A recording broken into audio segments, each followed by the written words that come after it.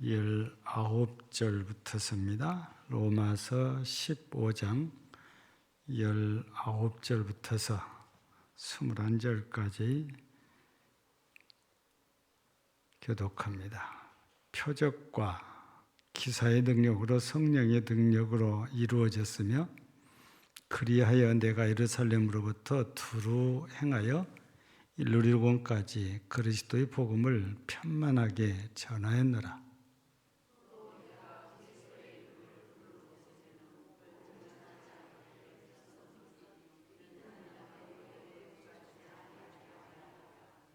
같이 합니다. 기록된 바 주의 소식을 받지 못한 자들이 볼 것이요 듣지 못한 자들이 깨달으리니라. 함과 같으니라. 아멘. 사도행전 1장 8절을 우리는 지금 잘 외우고 있죠. 같이 한번 외워봐도 될까요? 오직 성령이 너희에게 임하시면 너희가 뭘 받고?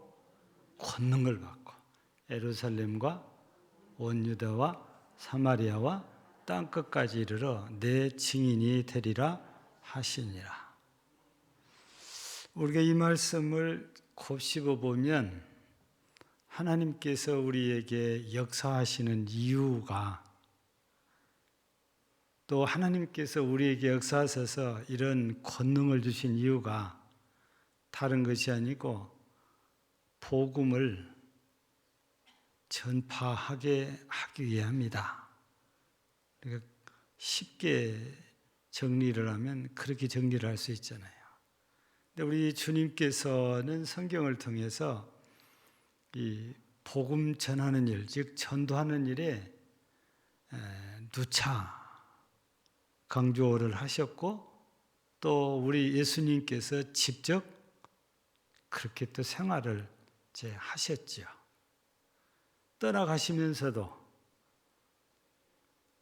조금 전에 우리가 함께 읽어봤던 사도행전 1장 8절 말씀을 주신 거잖아요.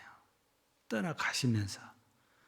우리 마태복음 28장 20절도 떠나가시면서 주시는 말씀, 즉 승천하시면서 주신 말씀이다 그 말이지요.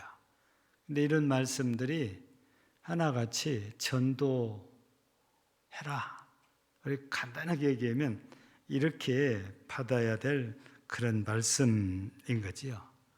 이런 말씀들을 우리가 달리 표현하면 하나님께서 원하신 것이 무엇인가를 우리가 답을 얻을 수 있는 거잖아요. 하나님께서 원하시는 것은 이 세상에 복음이 널리 전파되는 거란 말이죠. 근데 이 널리 전파된다는 이 말을 오늘 본문 19절 끝자락에서 표현이 이렇게 돼 있죠. 그리스도의 복음을 편만하게 전하였노라. 이 한 절을 우리가 보면 어디서 어디까지 편만하게 전했는지, 뭘 편만하게 전했는지 이 말씀이잖아요. 근데 우리가 더 이해해야 될 것은 편만하게라는 이 말입니다.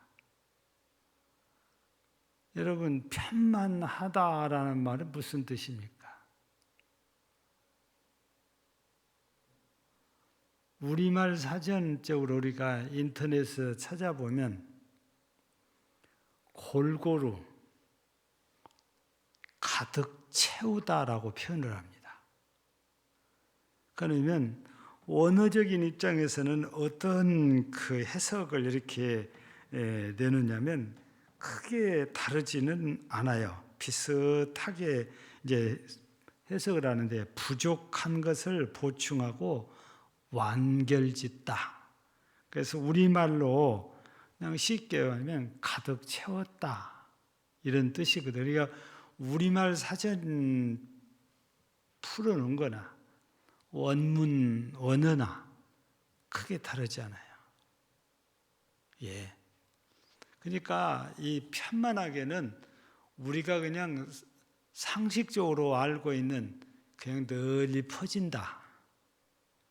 이렇게 생각을 우리는 쉽게 하고 있는데 좀 강조가 된 게 가득 채운다라는 의미가 들어있어요. 예. 그러니까 바울 사도는 예루살렘에서부터 시작해서 일루리곤까지라고 이렇게 어느 지역인지를 딱 구분을 지어놨습니다.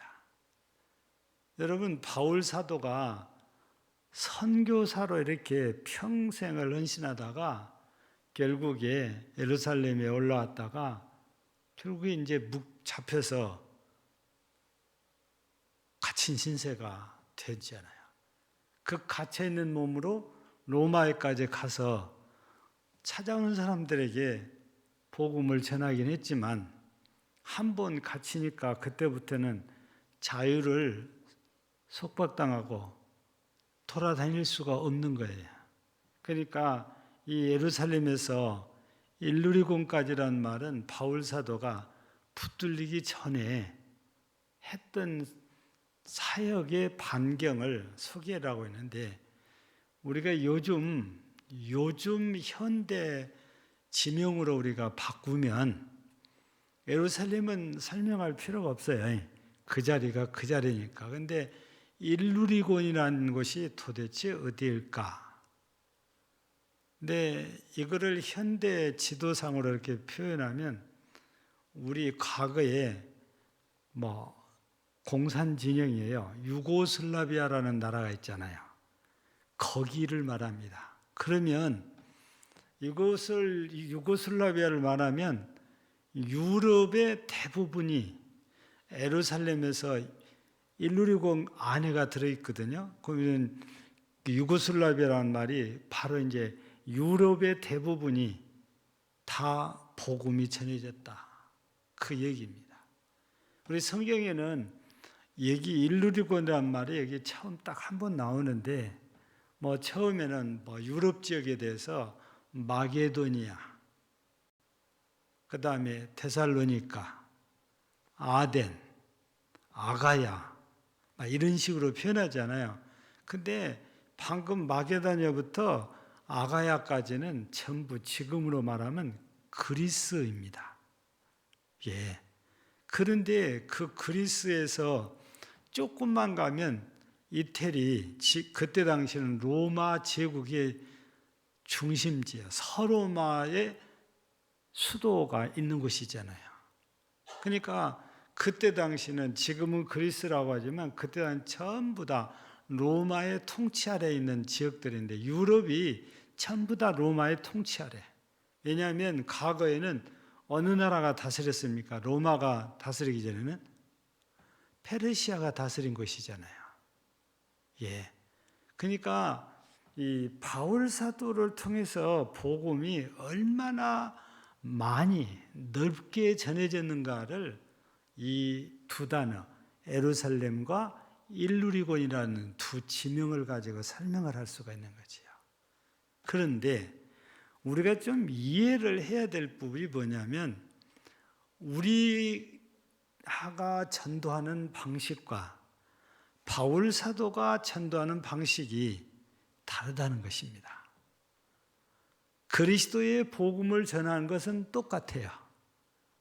근데 바울 사도는 어느 도시에 들어가면 내가 누구를 전도 대상으로 삼고 그 사람을 전도할까? 그 대상이 우리하고 다르다 이런 말씀입니다. 예. 그게 우리 동양에서는 일본이 딱 그렇게 맞았었어요. 그런데 일본도 자기들만 얘기하고 전도를 안 하니까 저 상태에서 머물렀는데 바울 사도는 전도 방식이 그 도시에 들어가서 헐벗고 굶주리고 가난한 못 배운 이런 사람들이 아니고 잘 배우고 부자고 잘나고 똑똑하고 지도자고 이런 사람들을 타겟으로 삼아요.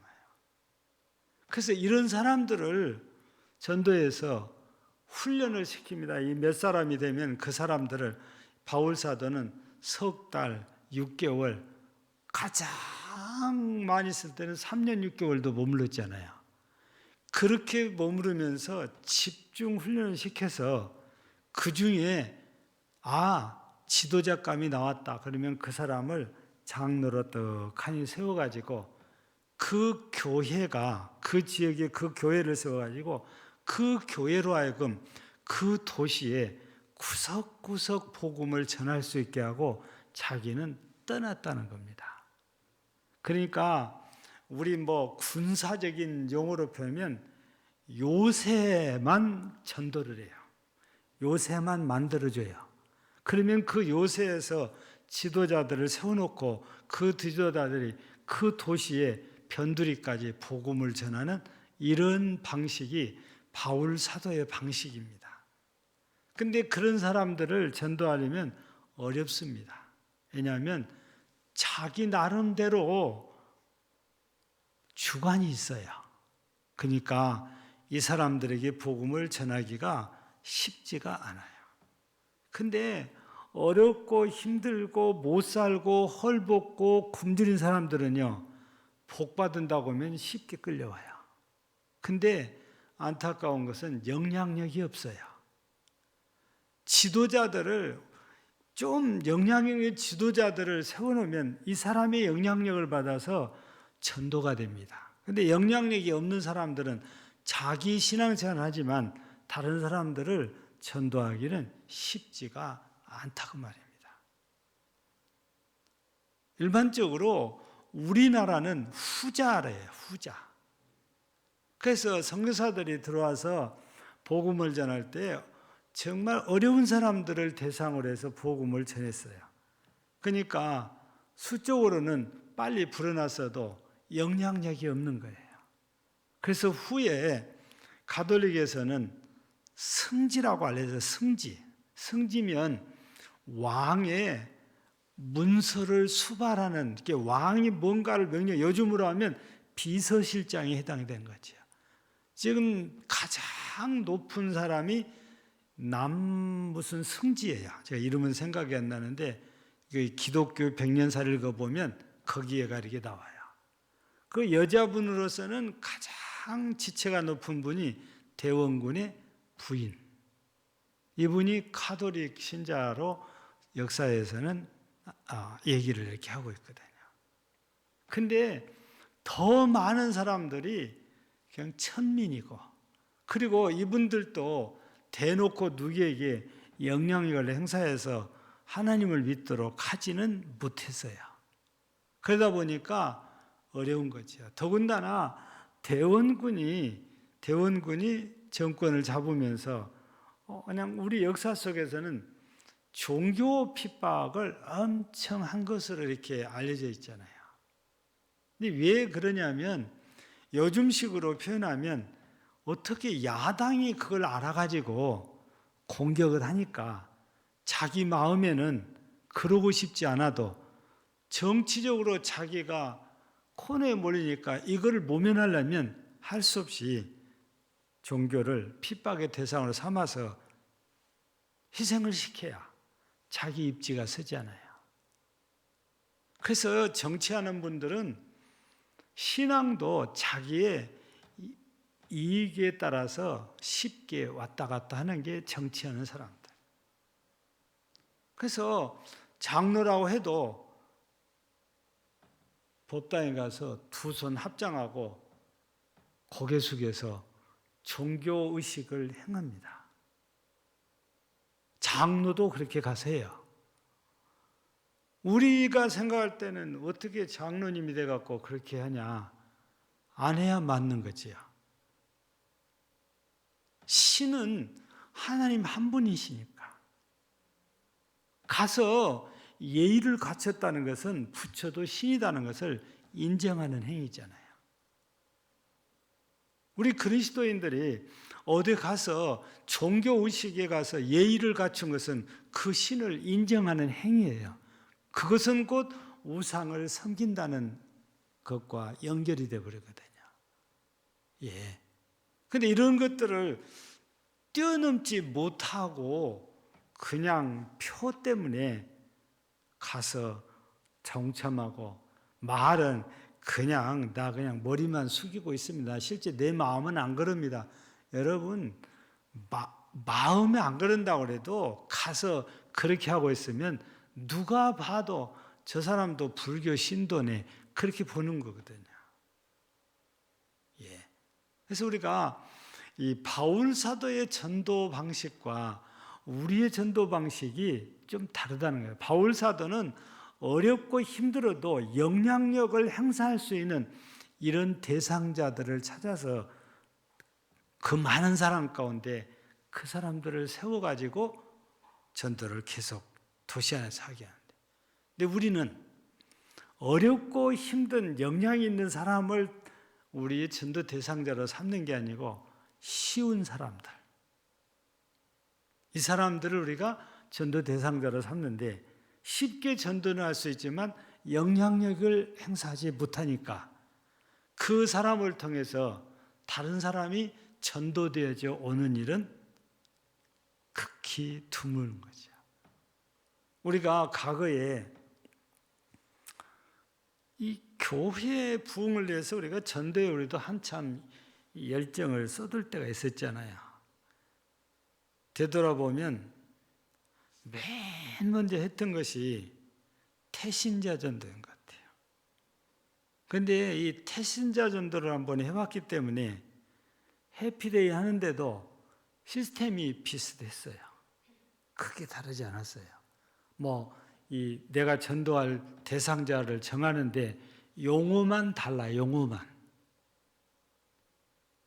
틀은 비슷하거든요. 예. 또 우리가 열린 모임을 해봤는데 이거는 조금 태신자나 해피데이하고는 조금 달랐어요. 그리고 또 우리가 11월 26일도 지금 초청주의를 정해놓고 있는데, 총동원 전도주일 한때는 전국적으로 대단한 열풍이 일어났었습니다. 인천의 주안장로교회는 그 총동원 전도주일로 성공해서 10만 명까지 모였다고 그래요. 근데 그렇게 되기까지 교인들이 얼마나 기도하고 얼마나 발바닥에 땀이 나도록 뛰었다고 그러거든요. 예. 만나기만 하면은 전도를 했으니까. 예. 그 결과가 어마어마한 부흥을 이렇게 이루게 된 것은 사실입니다. 근데 우리나라는 이렇게 영향력 있는 사람이 아니고 아무나 하다 보니까 영향력이 없어서 고구마를 딱 뽑으면 하나만 딱 파는 것이 아니고 졸졸졸졸 열매가 다 따라 나오잖아요. 이런 식의 전도가 돼야 교회가 부흥이 된다는 거예요. 그런데 한 사람 와갖고 그대로 가만히 있으면 부흥이 안 돼요. 그래서 늘 전도를 했거나 아니면 새로 왔거나 해서, 주보에 보면 몇 명이 등록했는데 예배 드린 숫자는 늘 거기서 거긴 거예요.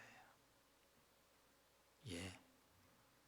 그 바울 사도를 우리가 보면서 우리도 이런 힘들고 어려워도 영향력이 있어서 저 사람만 전도하면 그 뒤에 10사람, 20사람이 따라올 수 있는 이런 사람을 우리가 찾아야 됩니다.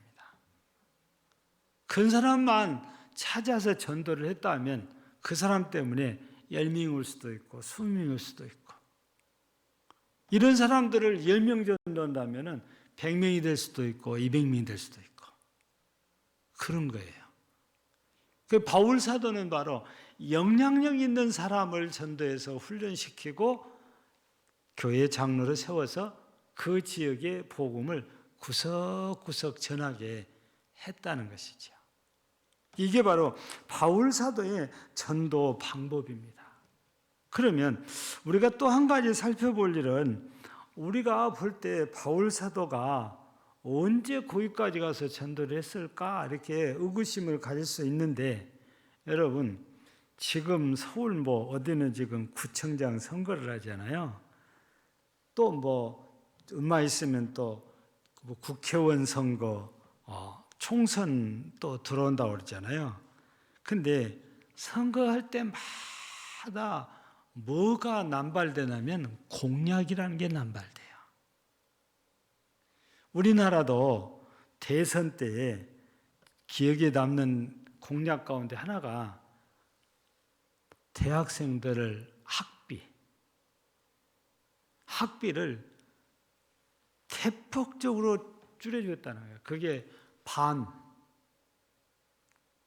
아니 어떤 분은 안 믿을 정도로 그냥 무료로 다니게 해주겠다는 거예요. 또 어떤 대통령 후보자는 아파트도 반값으로 내려주겠다는 것입니다. 근데 실제적으로 현실을 보면은 이루어진 것은 없습니다. 사람의 공약은 그렇다 그 말이에요. 근데 성경은 우리가 하나님의 말씀으로 받고 있잖아요. 하나님의 말씀은 절대 공약이 공약되지 않습니다. 한번 하나님이 말씀하신 건 꼭 이루어진다는 거잖아요. 그리고 없는 얘기가 아니고 항상 사실을 기록해서 우리에게 메시지를 전달하거든요. 그러니까 예루살렘에서 일루리곤까지, 그러니까 오늘날로 말을 바꾸면 예루살렘에서 유고슬라비아까지인데 이 거리가 약 2,000km 된대요.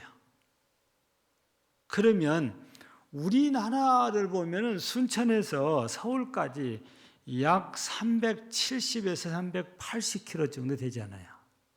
과거에는 뭐 390km가 넘었는데 새로운 고속도로가 나면서 가까워졌어요.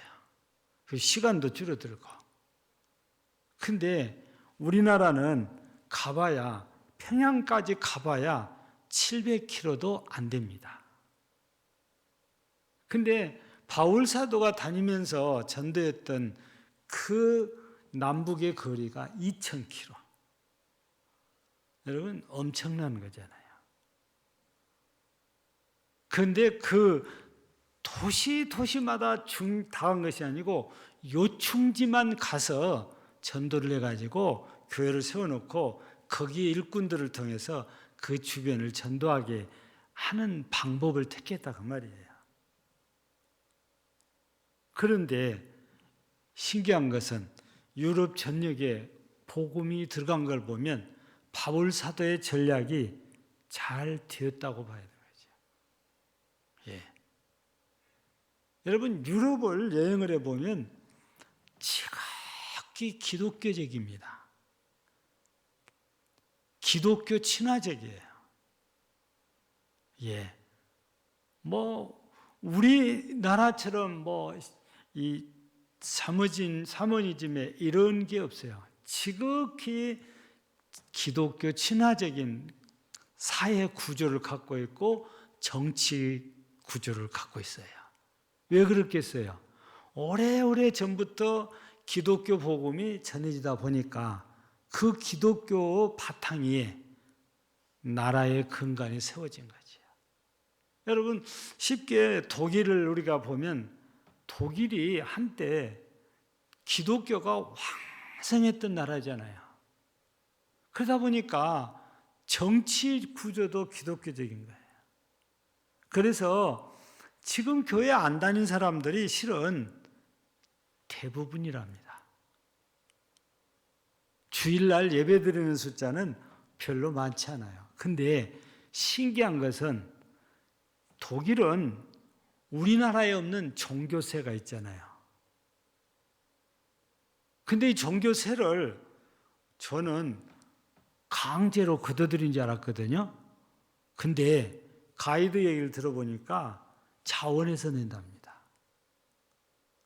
안 내도 강제로 안 한대요. 그거는 신앙의 자유가 있으니까. 그런데 종교세를 낸 사람이 거의 90%밖에요. 교회는 안 나가도 의식 속에는 자기들이 종교인이라는 것을 인정을 하고 있는 거예요. 마치 필리핀이나 뭐 브라질이나 뭐 이런 데 가서 보면은 이 사람들 미사에 참여하지 않아요. 근데 물어보면 당신 종교가 뭐예요? 그러면 카톨릭이라고 대답을 해요. 왜냐하면 이런 나라들은 국가가 카톨릭 종교 바탕에서 했어요. 특별히 브라질을 가서 보면 사람 이름도 그렇고 지명도 그렇고 그 다음에 호텔 이름을 지어도요. 거의 다 성경에 있는 이름들을 많이 씁니다. 예. 여러분, 쌍파울로라고 그러잖아요. 성경에 바울이란 이름 뭐고 비슷하지 않아요? 아니, 어떤 호텔에 들어갔더니 성요한 호텔입니다. 그러니까 그 나라에서는 그게 아무렇지도 않아요. 근데 우리는 어떻게 교회도 안 다니는 사람들이 저런 이름을 써? 이상하게 생각하거든요. 근데 그 사람들은 아니에요. 너무 오랫동안 카톨릭 바탕에서 세워진 나라다 보니까 그냥 그게 자연스러운 거예요. 여러분 이런 걸 보면 유럽도 그렇고 여러 나라들이 오래전에 복음이 들어가다 보니까 그 기독교적인 성경적인 바탕에 국가가 세워지는 거잖아요. 아직 우리나라는 뭐 그렇게 되지 않았고 지금 돌아가는 걸 봐서는 그렇게 될 가능성이 하나도 없어 보이기도 합니다. 왜냐? 과거의 기독교가 한 일까지도 역사 속에서 다 지워버리는 그게 우리나라니까. 기독교의 흔적은 다 지우고 있는 게 대한민국이거든요. 그러고 보면은 기독교적으로 바뀐다는 것은 쉽지 않다. 또 하나의 이유는 여의도 국회의사당에 300명의 국회의원 중에 100명이 기독교인이라고 하는데 기독교적인 법안은 단 한 개도 통과를 안 시킵니다. 그걸 보면 표 얻을 때만 기독교인이지 실제는 반기독교인이 아닌가 이런 생각이 들 정도입니다. 그냥 얼굴 내는 행사는 해요. 예를 들면은 조찬기도회 이런 데는 열성적입니다. 얼굴 내밀려고.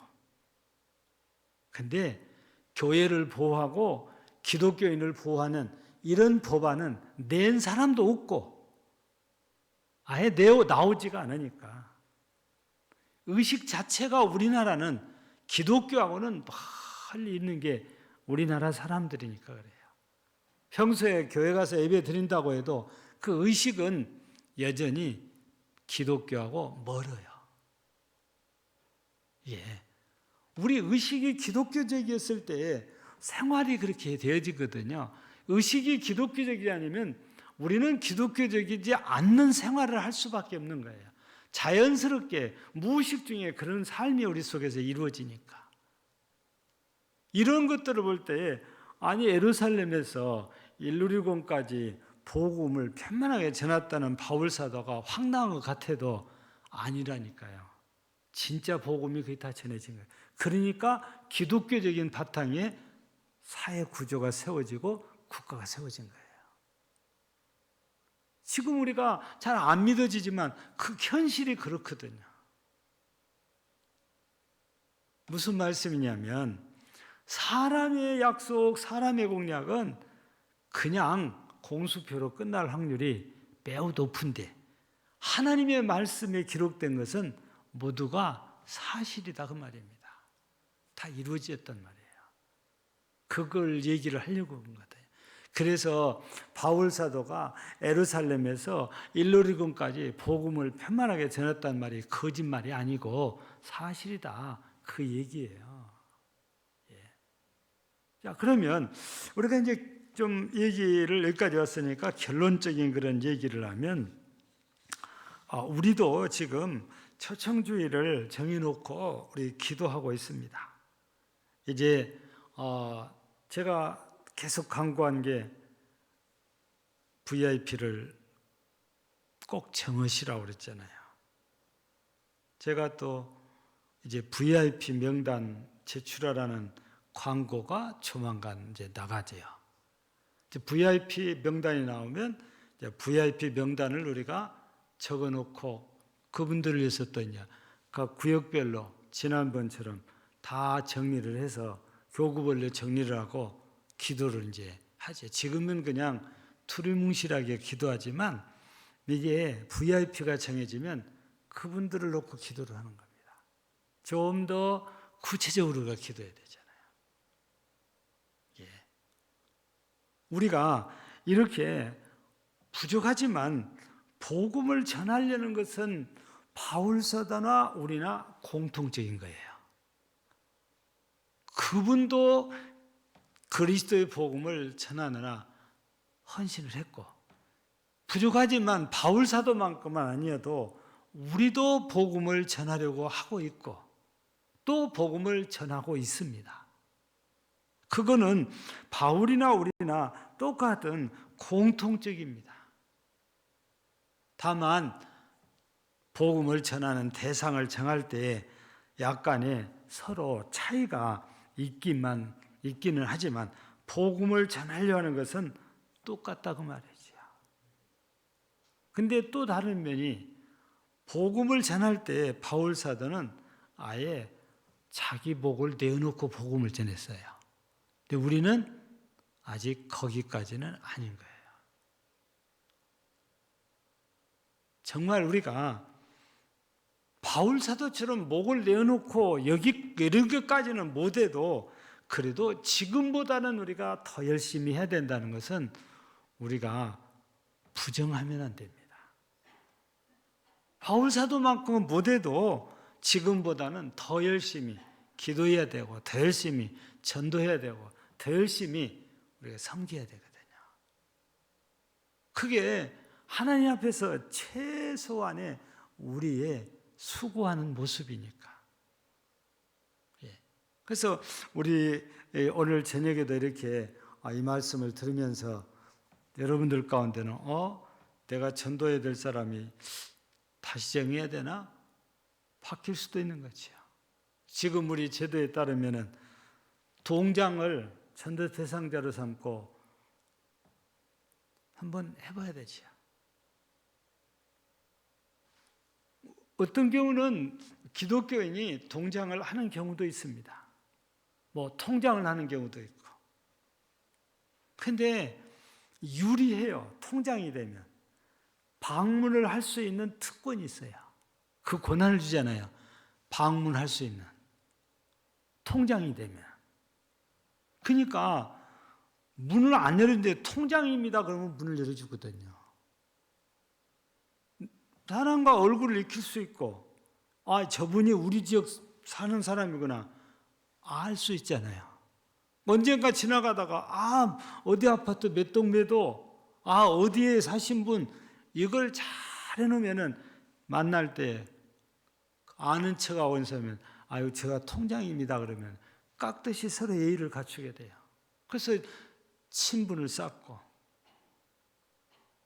그러면서 이제 지인이 되는 거잖아요. 그래서 내가 저분을 놓고 기도하다가 이름을 써내고 하나님께 기도하고 기회가 주어지면 복음을 전하고 우리 순서예요. 근데 지금은요 모르는 사람 전도한다는 것은 어렵습니다. 지금은 관계가 정확하고 친밀하지 않으면 전도하기 어려워요. 아예 경계의 대상이 되어버리니까 그래요. 바울 사도 시대와 우리 시대가 물론 많이 다르긴 해도 공통적인 것은 그럼에도 불구하고 복음은 전해야 된다. 이거는 변치가 않았다고 말이죠. 그래서 또 늘 강조하지만 이 바울 사도를 통해서 주신 말씀 가운데 우리 디모데후서 4장 2절에서는 때를 얻든지 못 얻든지 말씀을 전파라는 겁니다. 여러분 우리 예수님께서 무화과나무를 저주한 얘기가 이 마태복음에 나오잖아요. 근데 그 무화과나무에서 예수님이 시장하시니까 열매를 이렇게 찾았는데 없었잖아요. 그때 예수님이 어떻게 하십니까? 열매가 없는 것 때문에 저주를 하잖아요. 앞으로 영원토록 열매를 맺지 못하리라. 근데 이 무화과나무가 벌겋게 말라 죽어버려요. 근데 그게 우리는 문자적으로만 보고 무화과나무만 생각하는데 실은 유대인들을 비유해서 하신 말씀이라고 하잖아요. 오늘날로 바꾸면 그리스도인다 그 말이에요. 우리에게서 주님께서 열매를 구하시거든요. 열매가 없으면은 주님이 그렇게 싫어하시는 거죠. 우리 또 성경에 이런 나무도 이런 말씀도 있잖아요. 예. 포도원에 엉뚱맞게 무슨 나무가 한 그루 서 있어요? 무화과나무 한 그루가 서 있는 거예요. 근데 그 포도원 지기가 서 있으니까 잘 관리를 했는데 3년이 돼도 열매가 없어요. 그러니까 주인이 어떻게 하라고 그래요? 비워버리라는 겁니다. 열매 없는 거 뭐 하려고 이렇게 놔두냐? 그러니까 이 가원지기가 뭐라고 그래요? 1년만 더. 1년만 더입니다. 1년만 더 잘 관리해보고 그래도 열매가 없으면 제가 베겠습니다 하는 거잖아요. 여러분, 우리 주님께서 우리에게서도 열매를 찾으시는 거죠. 우리는 열매를 맺어야 됩니다. 물론 그 열매가 꼭 전도 열매만을 의미한 건 아닙니다. 성경에는 빛의 열매도 있고 회개 열매도 있고 성령의 열매도 있습니다. 어떤 열매든지 우리를 통해서 열어야 된대요. 근데 모든 게요, 전도와 무관하지 않아요. 성령의 열매를 맺고 빛의 열매를 맺으면요, 우리가 많은 사람들한테 덕을 끼치기 때문에 전도가 되어져요. 예, 그게 전도와 무관한 건 아니에요. 그래서 오늘 우리가 이 시대의 그리스도인으로서 주님께서 내게 원하시는 것이 열매라는 것을 우리가 인식하고 바울 사도처럼 다음에 어떻게 될지 우리가 몰라도 지금 복음을 전하고 살면 지나놓고 보면 세월 흐르고 보면 생각도 않은 사람의 신앙생활이에요. 어제도 갑자기 오후에 친구 목사가 전화가 왔어요. 그래 나갔더니 저는 잘 모르는 목사님하고 같이 있어서 3명이서 이런저런 얘기를 했는데 결국에 목사들이니까 무슨 얘기로 돌아오냐면 전도하는 얘기로 돌아와요. 근데 그 친구 목사가 하는 말이 지나가다 보니까 누가 인사를 하는데 도무지 모르겠는 거예요. 그래서 인사를 받고 어느 교회 다니시냐고 물었더니 여수니까 충무동 교회를 다닌대요. 그러면서 하는 말이 아니 목사님 저 옛날에 목사님 그 교회 다녔는데요.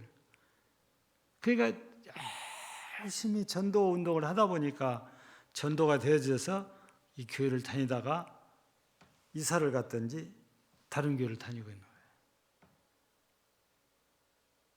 또 무슨 얘기를 하냐면 어느 시골에서 또 이렇게 이제 전사로 이렇게 심을 했는데 학생이 딱 2명 있었대요. 중학생이 그 교회. 근데 어느 날 어쩌다가 만났는데 쫓아가지고 인사를 꾸벅 하면서 목사님 저 모르세요? 아니 내가 모르겠다 그랬더니 목사님 우리 교회 전산시대 저 중학생 아무개입니다. 그러냐고 지금 뭐 한가 그랬더니 목사님 저 지금 선교사입니다. 무슨 얘기하려고 하냐? 내가 복음을 전해놨는데 지금 열매가 안 맺혔는데 다음에 보면 열매가 돼 있는 경우들이 있어요. 그러면서 그 친구가 하는 말이, 아니 나 이렇게 열심히 했는데 왜 지금 교회는 이렇게 부흥이 안 되는지 모르겠다고. 그래서 이 사람아, 하나님 나라만 부흥되면 돼. 내가 위로차 이렇게 말했어요. 우리 교회가 부흥되면 훨씬 더 좋은 건데 위로하느라고 하나님 나라가 부흥돼야 돼. 제 말이 틀린 건 아니잖아요. 크게 보면 그런 거예요. 작게 볼 때 우리 교회인 거지. 그러나 우리는 우리 교회 부흥을 시키려는 강한 의지를 갖고 있어야 돼요. 뭐 하나님 나라 부흥되면서 아무 교회나 가시오, 그건 안 되는 거예요. 왜냐하면 그 사람이 여기서 신앙이 확고해지지 않으면 신앙생활 안 해요. 내가 2년 3년을 끼고 신앙의 멘토가 돼서 인도를 해줘야 돼요. 딱 신앙의 자리를 잡으면 이 사람이 직장 때문에 딴 얘기를 가도 신앙에서 떠나지 않아요. 예. 그래서 우리는 내가 전도해서 내가 양육까지 다 해야 가장 좋은 겁니다. 다른 사람들이 끼어들면 다시 관계 맺기 아니라고 시간 투자해야 돼요. 서로 눈치 실실 보고 있습니다. 근데 이미 내가 전도를 했던 나하고 관계가 잘 맺어 있으니까 나를 제일 많이 믿고 따르게 돼 있어요. 예. 그래서 우리가 이번에도 전도 이렇게 초청주의를 이렇게 하면서 여러분들이 마음속에 정해서 이름을 써내면 그때부터는 이제 만나고 관계 맺기 하고 맛있는 것도 한번 먹고 이런 일들을 통해서 마음을 전달하고 마음을 열고 초청장도 주고 초대를 해야 되는 거죠. 그래서 우리 금년에 우리 이 전도 초청주의를 우리가 참 마무리를 잘해서 하나님께는 영광이고 또 우리 교회는 지금보다 더 부흥하는 이런 놀라운 역사가 일어나기를 바라면서 바울이 그렇게 열심히 했던 것처럼 우리도 열심을 얻고 순천시 구석구석에 편만하게 복음을 전하는 일에 우리 모두가 앞장서고 힘써서 충성하는 우리 교회 성도들이 되어지기를 주의 이름으로 축복합니다. 하나님 아버지 감사합니다. 바울 사도는 목숨 걸고 예루살렘에서 일루리오까지 복음, 예수 그리스도의 복음을 편만하게 전했다고 했습니다.